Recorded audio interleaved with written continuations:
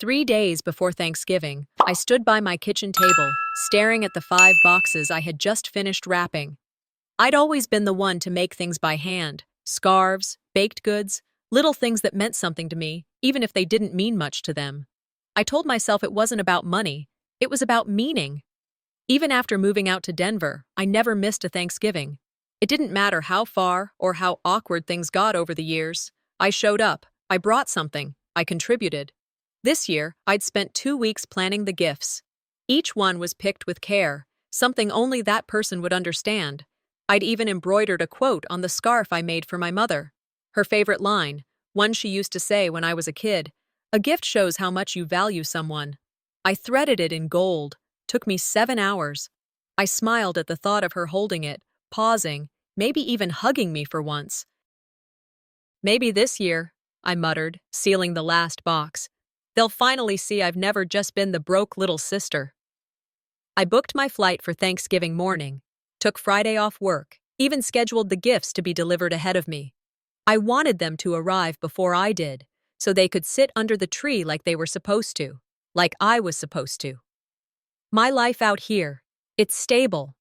Nothing fancy. I freelance in tech support, make decent money, pay my rent on time. I keep to myself. I don't need much. But I guess a part of me still wanted to be invited in. I tried calling my mom that morning, just to confirm dinner time. No answer. Texted. She replied hours later. "Still finalizing plans. We'll update." That was it. No details. No warmth. Still, I pictured the smell of sweet potato casserole, the board games, the sound of silverware on old china. I told myself not to overthink. Maybe they were just busy. Maybe they were planning something bigger. I looked at the gifts one last time before handing them to the post clerk. Each box had a handwritten note, sealed with a simple red ribbon. Nothing over the top, but personal. From me. One gift was for Blaine, my brother who never quite figured out adulthood. A new leather wallet, personalized with his initials.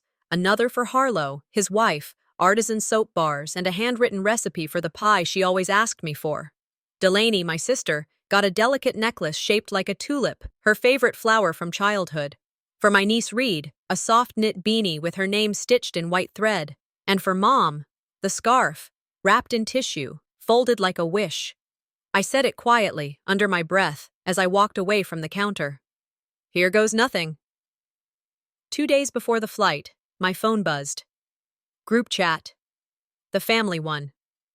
The message was from my mother. "Let's make sure gifts are meaningful this year. No cheap stuff. Better not come if it's just for show." I stood still. My thumb hovered over the screen. No one said anything. No follow-up, no clarifying message. Then I saw Delaney had reacted with a thumbs up. Then Blaine, then Harlow, even Aunt Linda. I read it again and again. The words didn't change. The silence got louder. I typed, deleted, typed again, then nothing. I didn't need them to say it was about me. I knew. I sat in my kitchen with the same hands that made those gifts, now too numb to hold a glass of water. The boxes were already shipped, probably sitting on the porch by now. Nobody asked if I was okay. Nobody wrote, "Wesson, is this about you?" Nobody said, "Hey, that's not right." It wasn't just rejection. It was a quiet execution, a public agreement that I didn't belong. I remembered all the times my efforts were dismissed, when I baked the pies and someone else took the credit, when I bought groceries and my name was never mentioned, when my presence was tolerated but my worth was never spoken. Now they said it, not with words, with silence, with likes. I thought gifts meant something. I didn't realize the price tag had to scream. I didn't touch my phone again that night, left it face down on the coffee table, screen dark, like it had said enough already. Outside, the blinds cut the light into thin stripes across the floor. I just sat there, not really thinking, just absorbing. The group chat was still open. That message from Mom, no cheap gifts, better not come. Delaney's thumbs up, Blaine's, then Aunt Linda's, one after another. Nobody asked for clarification. Nobody wondered out loud if I'd seen it. And nobody defended me. What caught me off guard wasn't the agreement, it was how quickly they clicked. No hesitation, no pause, like they'd all been waiting for someone to say it out loud. I used to think silence meant peace, but there's a kind of silence that feels like a knife wrapped in velvet. Sharp, but you don't realize it's cutting until you're bleeding under your shirt. The truth isn't always what people say. Sometimes it's what they won't say at all. I wish I could say this was the first time. There was a Christmas 5 years ago. I brought handmade stockings for everyone. Personalized, sewn by hand. I didn't have much money that year, but I'd spent hours on those things. They unwrapped them politely, said thanks without looking. Then Mom pulled out her backup set, fancy color-coordinated ones she bought from a catalog. "These match the tree better," she said. And that was that. Mine were gone by morning. And when Blaine had his gallbladder out last year, I helped cover what insurance wouldn't. Quietly, just wanted to help. At the hospital, they thanked Delaney for taking care of it. Delaney smiled, didn't correct them. I let it go. They weren't arguments. No yelling, just clean edits. Little cuts to my name. Slices so precise I didn't even feel them until much later. I kept hoping they'd see my actions, that they'd matter. But now I realize this family only sees what's loud, what's shiny. And I've never been either. Later that night, I was brushing my teeth when my phone buzzed again. I wiped my hands and picked it up. It was another message in the group chat, this time from Blaine. But it wasn't meant for the group. He wrote, "Hope she skips it again this year. Last time was awkward as hell." Just like that. No context, no shame. It sat there for a full 5 minutes. I stared at it, waiting. Maybe he'd delete it. Say it was a mistake. Apologize. Anything. Nothing. Then Harlow reacted with a laughing emoji. I didn't respond. I just locked the screen and left the phone on the counter. Didn't open it again until morning.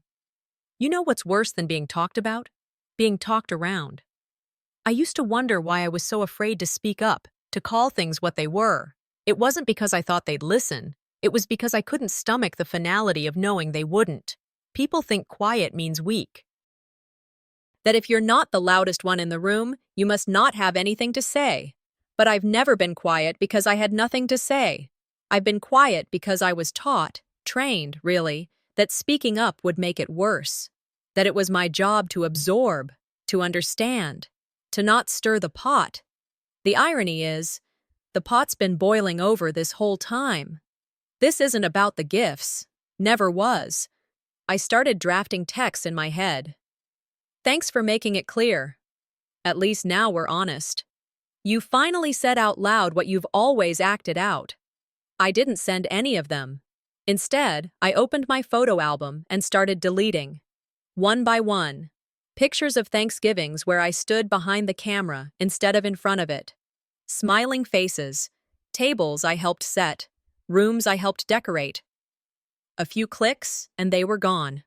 Not because they didn't matter, but because the people in them had never really seen me to begin with.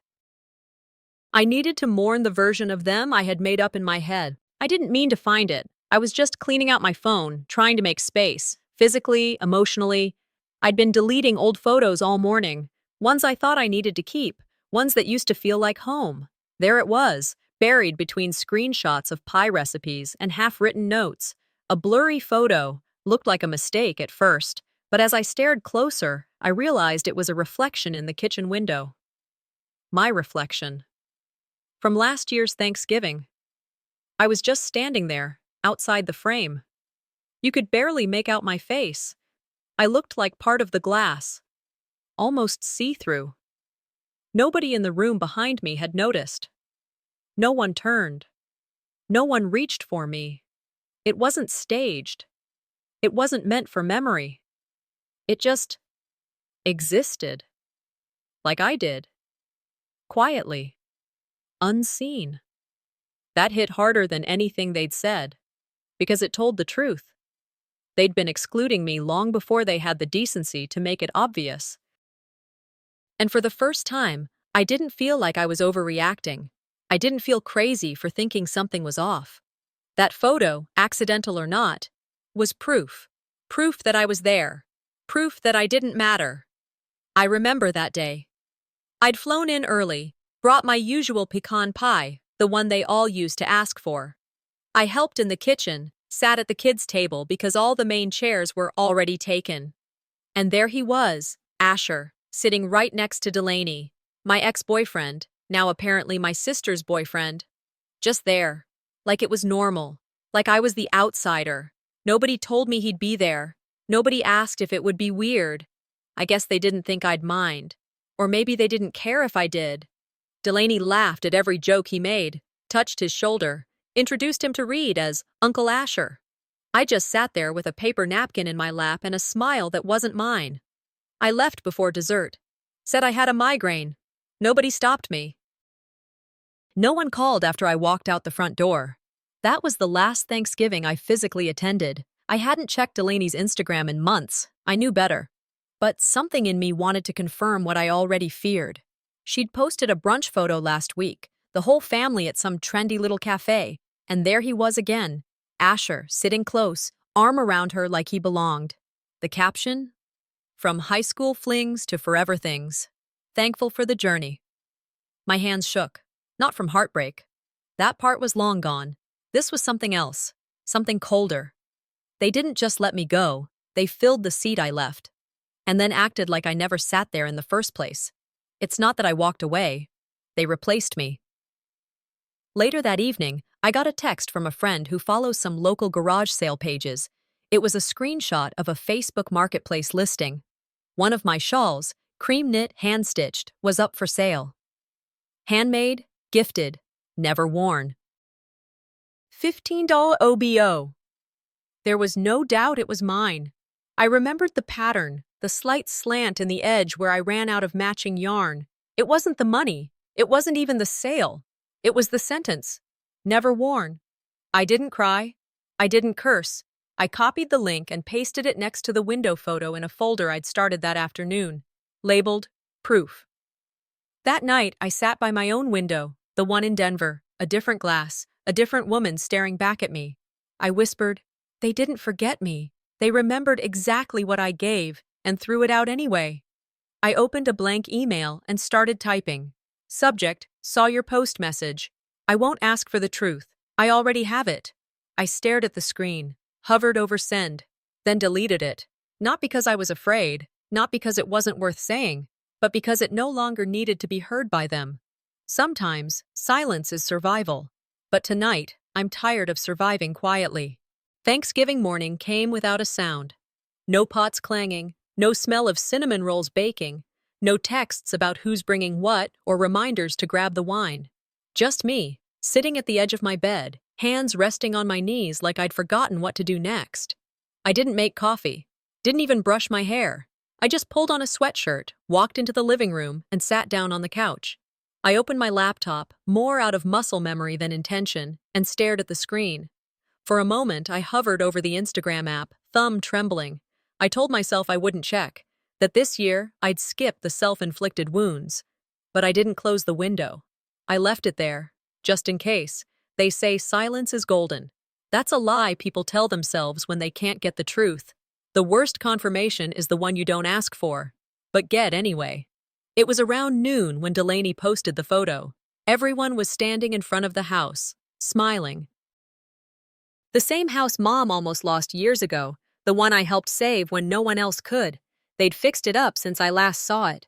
New shutters, a porch swing, flowers in the beds. No one told me they remodeled. No one asked me to be part of it. No one tagged me.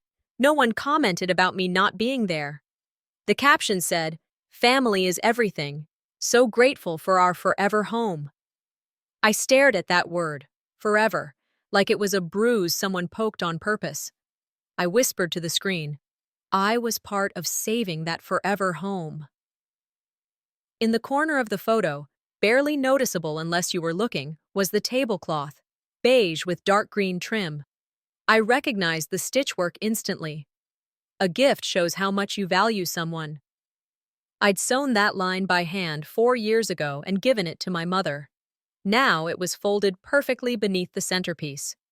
She stood in front of it, all teeth and pride, answering comments with emojis and praise. Someone asked where she got the piece. Maeve replied, hand-stitched by a local artisan, picked it up at a fall market. That sentence landed harder than the caption. My hands, my time, my words, erased, rebranded. She hadn't thrown it out. She'd kept it, just not with my name on it. I didn't comment, didn't message. I took a screenshot and added it to the folder labeled Proof. Later that evening, I sat on the couch with the lights off. My phone screen glowed with new photos, new stories, new laughs. No one mentioned me, not one "wish you were here" or "hope Wesson's okay." I laughed, not the kind that brings relief, more like air escaping a balloon that's been twisted too long. They didn't just move on, I said out loud. They rewrote the narrative. I opened my laptop and found the folder named Home Finances. Inside were PDFs of wire transfers, mortgage statements, emails asking for help, documents that proved, without a doubt, that when the bank came knocking, I answered, not them. I scrolled until I found the one with the title deed, the bailout agreement. My name was right there, below my father's. They needed a co-signer. I'd been the only one with good credit. I wasn't looking for revenge. I wasn't even angry anymore. I was clear. I dialed my lawyer's number and waited. Hey, it's Wesson Rigby, I said. I need to make a change to the property title I'm still attached to in Mobile. Want to transfer it to a family member? He asked. No, I said. To a local nonprofit, preferably one that helps women transition out of domestic trauma. Silence. Then, that's bold. You sure? I've already been erased, I said. This time, it'll be on my terms. I hung up and sat back in the chair. My shoulders dropped. It was the deepest breath I'd taken in weeks. I won't fight to stay in a family that celebrates forgetting me. The knock on the door came just after noon. I wasn't expecting anyone. I hadn't ordered anything. No packages, no deliveries. I figured it was a neighbor or maybe a flyer drop. Still, I got up, walked over and opened the door. There it was. A box. Small. Brown. Familiar tape. My name scrawled across it, and just below that, bright red marker, all caps, return to sender. There was no handwriting I recognized, no note, no explanation, just that line. And silence. I carried it inside like I was holding something contaminated, set it on the table, stared at it for a while before cutting the tape. Inside, folded as neatly as the day I wrapped it, was the scarf I made for my mother, the one with the golden thread, the embroidered quote, still untouched, unworn, unloved. I didn't cry. I wasn't angry. I just felt something inside me stop moving. This wasn't forgotten. It was refused. Later that day, out of some twisted reflex, I opened Instagram. Harlow had posted a short video, Reed running across the living room toward the camera, laughing. I watched, despite myself. Hi, Delaney. Hi, Asher. Hi, Wesson. Before I could even smile, Harlow's voice cut in. Just Wesson, sweetie. That's fine. Just Wesson, like I was the mailman, the neighbor, not Aunt Wesson, not family, just a name. It wasn't even cruel. It was casual. A shrug of the tongue. Something you say when you've already decided someone no longer belongs. The video ended with more giggling. Reed ran off camera, and that was it. I stared at my phone. Screen dimmed. Locked it. They weren't just excluding me. They were correcting the next generation. Rewriting me out of the script. I sat down and looked at the box again. There's a kind of grief people don't talk about. The kind that comes not from loss, but from being erased, not killed, just quietly removed. No funeral, no goodbye. Just a closed door. A name dropped from the conversation. A title stripped like it never belonged to you. I used to think I was part of the foundation. Now I wasn't even in the blueprints. I thought about all the Thanksgivings where I carved the turkey, cleaned up while everyone napped, kept Reed busy while her parents argued in the kitchen. And now? Now I'm just Wesson. I leaned back in the chair and let it settle. Then I stood up, breathed deep, drank some water, walked to my desk, opened my laptop. A folder sat on the desktop. Legal. Inside were years of records, bank transfers, loan co-signatures, bills paid, quiet contributions, silent support. I opened a new document and started listing them, line by line. Refinance of the house, 2019. Jasper's car payment, covered twice in 2020. Reed's school fund starter, $1,500 in 2021. The list got longer. No emotions, just facts. I wrote a line at the top. We don't scream for respect. We document it.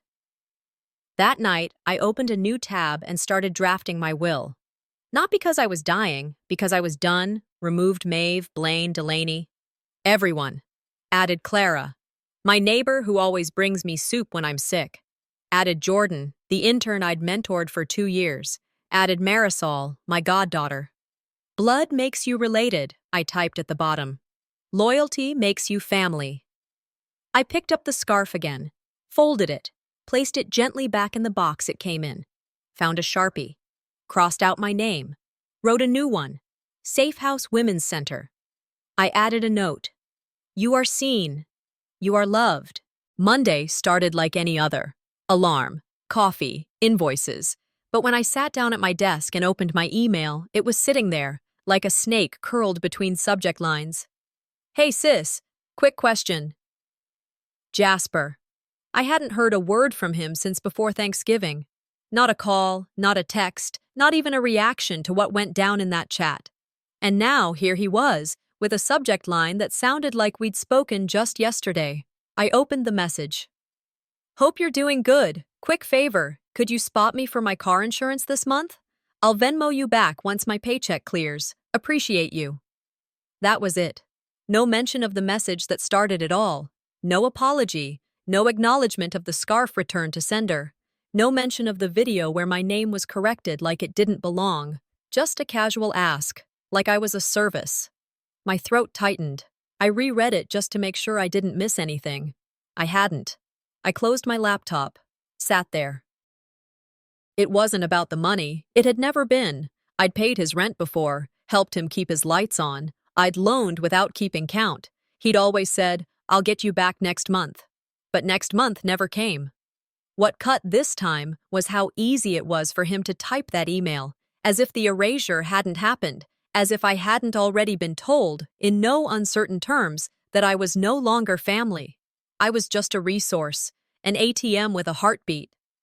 I stood up and walked to the window, trying to breathe through the heat in my chest. Scrolling through my phone had become second nature. I didn't even realize I'd opened Instagram until I saw it. Delaney's story. A collage of smiling faces, full plates, dim lighting, and wine glasses. Reed holding a sparkler. Maeve in the center. Everyone accounted for. Everyone except me. The caption said, Thanksgiving with the real ones. There it was. The punchline, not just excluded, replaced, and praised for it. I put my phone down. Didn't throw it, didn't scream. I just stopped, walked back to the desk, opened my banking portal, and started cutting cords. Jasper's old phone plan. Gone. Mom and Dad's auto loan. Closed. Blaine's software subscription. Canceled.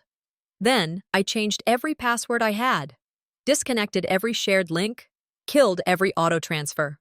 I pulled up my donations recurring gifts folder and rerouted every dollar I used to send home to actual causes that helped actual people, people who wouldn't shame me for caring too much. My loyalty isn't up for lease anymore, I wrote in a note to myself. I sat back in the chair, lightheaded but steady, like after a long swim when you finally feel the ground beneath you again. I didn't respond to Jasper's email, not with words at least. Instead, I opened my journal and wrote, Not replying is a response. And then I stood. Walked the length of my apartment slowly, paused at each room, touched the edge of a picture frame. Looked out the window at the snow starting to collect along the sidewalk. Peace, that's what it felt like, not because it didn't hurt, but because the weight wasn't mine anymore. I lit a candle, poured a glass of wine, took the first sip without guilt, and for the first time in weeks, I smiled to myself. Happy Thanksgiving, Wesson, I whispered. You did good. Then the buzz came. Phone screen lit up. Instagram notification. Maeve had posted for the first time in months. It started with a notification I wasn't even expecting. A tag from Maeve. I don't know why I hadn't unfollowed her. Maybe some part of me still wanted to believe she'd eventually say something real. But this wasn't it. The post was a carousel. Photos of the Thanksgiving table.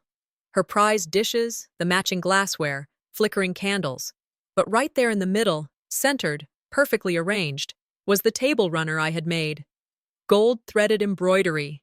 My hands. My time. The caption read, "So thankful for beautiful handmade decor from local markets this fall."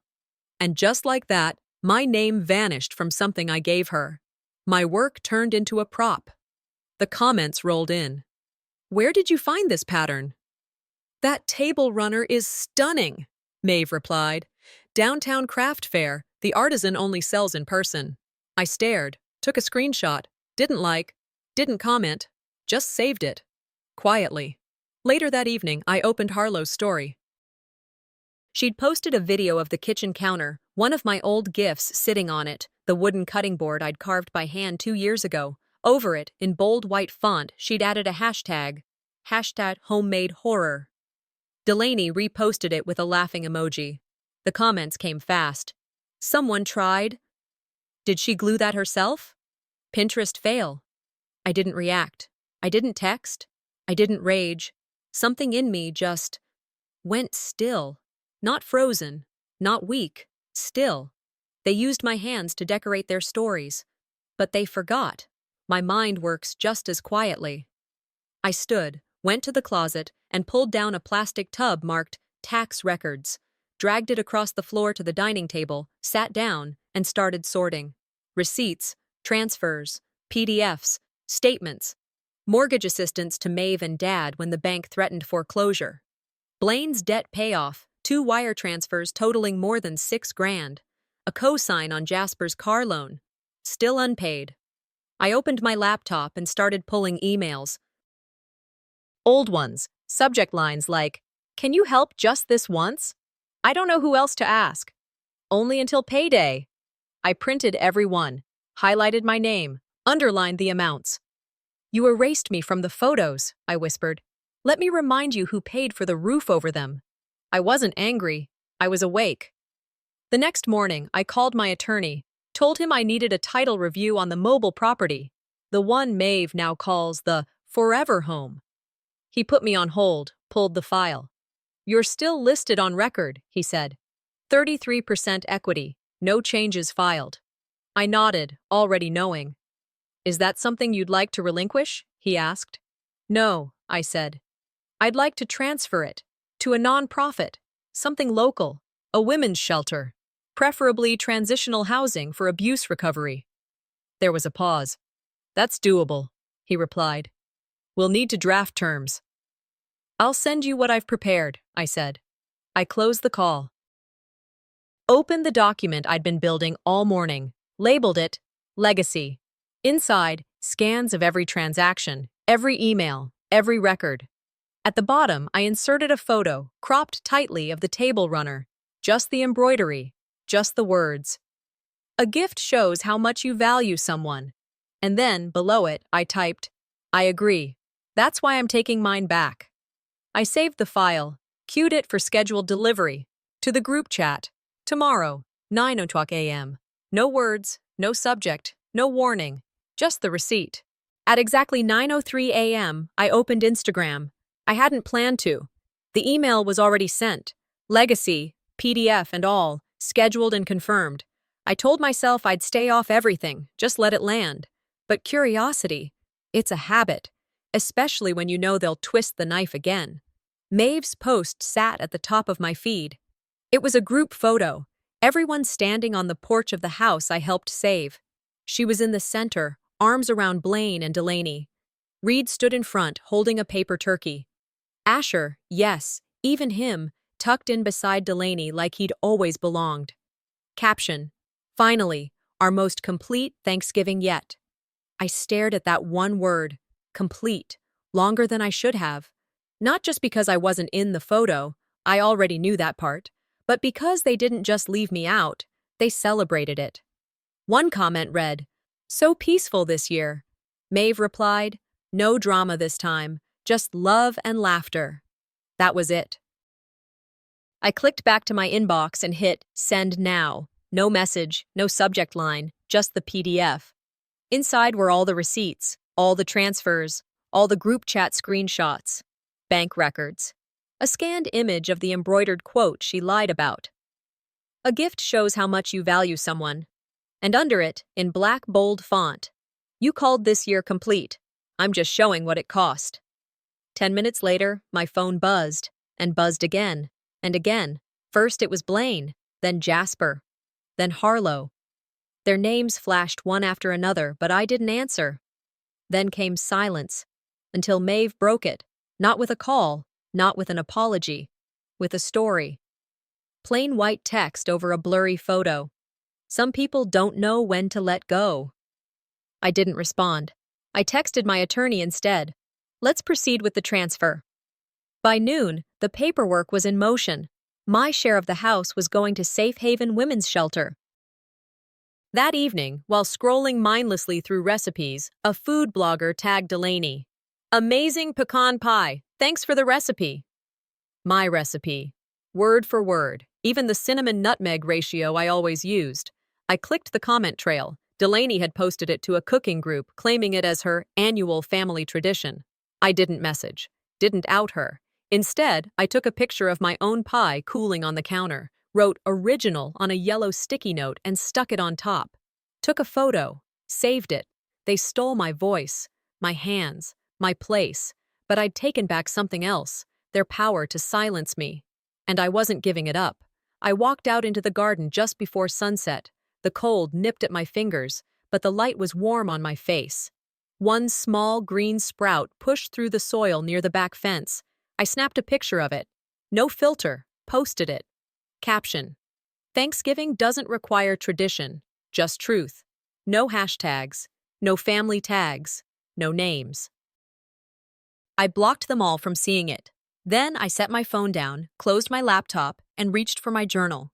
Flipped to a clean page, wrote in clear, unshaking script. They erased me from their photo. I wrote them out of my future.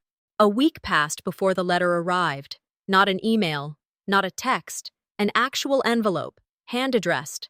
The kind that smells faintly of paper and pencil lead when you tear it open. I stood in my kitchen holding it like it might bite. Then I saw the handwriting. Uneven, round, a little shaky. Read.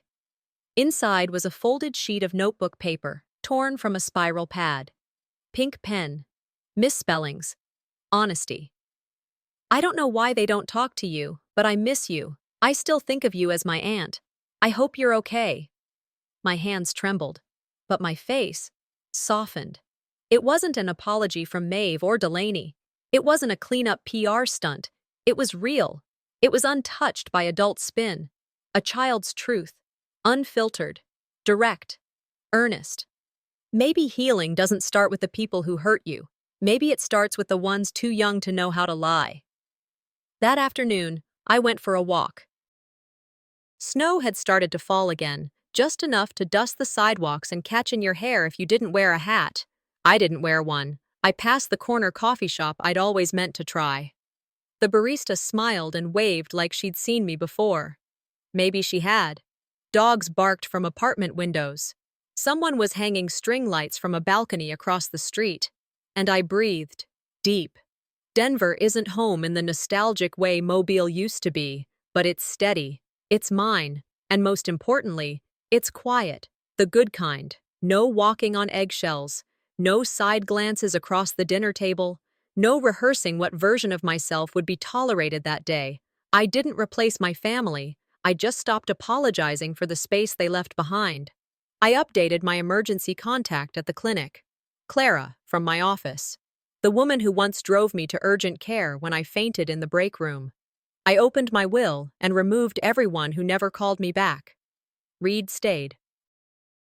Jordan, the intern I mentored, got a share. So did Safe Haven. Every time I clicked confirm, I felt more like myself. Maybe the people who call you sis aren't always blood. Maybe they're just the ones who show up when you break something and don't ask you to explain. Later that night, I opened one last box from the closet. Old sewing supplies, patterns, fabric scraps, and tucked between them, the original embroidery template. The one with the quote, "A gift shows how much you value someone." I never finished the second piece. Couldn't bring myself to. Until now. I unfolded it and picked a new thread. Green this time. Steady, earthy. And this time, I wrote my own line. I am not forgotten. I remember myself. I stitched it slowly, without music, just the hum of the heater and the faint whistle of wind outside. It didn't feel urgent, it didn't ache, it felt real. When I finished, I laid it flat and didn't touch it again. I sat down at my desk, opened my journal, and wrote my final entry for the year. Not a list of goals, not affirmations, just truth. I thought I needed their love to feel whole. I only needed to stop asking for what they never had to give. I paused, considered writing back to Reed. Maybe next month, maybe not. Some bridges you rebuild, some you leave alone, and some you burn to light your own way forward. I closed the book. Healing doesn't have to be loud. Sometimes it's just the silence that no longer hurts.